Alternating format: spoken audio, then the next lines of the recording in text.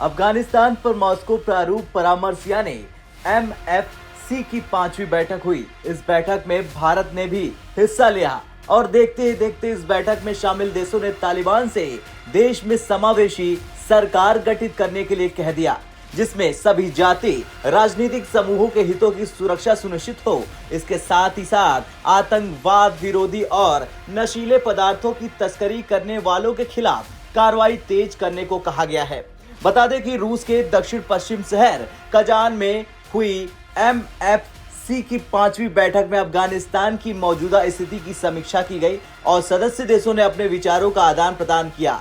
रूस के विदेश मंत्रालय ने बयान जारी कर बताया कि बैठक में भारत, रूस, चीन, Pakistan, Iran, Kazakhstan, Kyrgyzstan, Turkmenistan और उज्बेकिस्तान के विशेष प्रतिनिधि और वरिष्ठ अधिकारी शामिल हुए।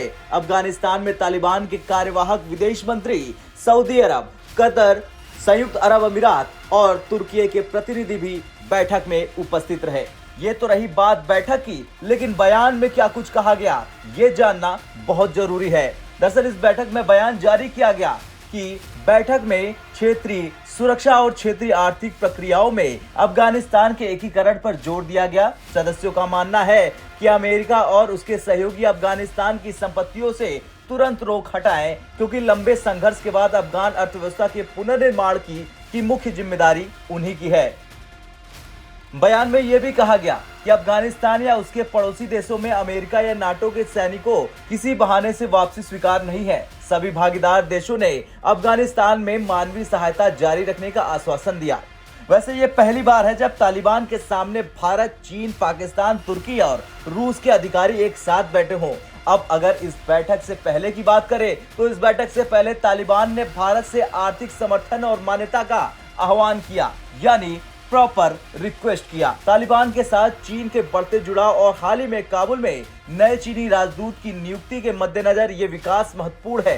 भारत ने पहले तालिबान के इस्लामिक अमीरात को मान्यता देने से साफ मना कर दिया और मानवाधिकारों का सम्मान करने और अल्पसंख्यक समुदायों की रक्षा करने के महत्व पर जोर दिया। ये घटनाक्रम 19 सितंबर को रूस के कजान में होने वाली मॉस्को प्रारूप चर्चा से पहले आया, जिसका क्षेत्रीय महत्व है।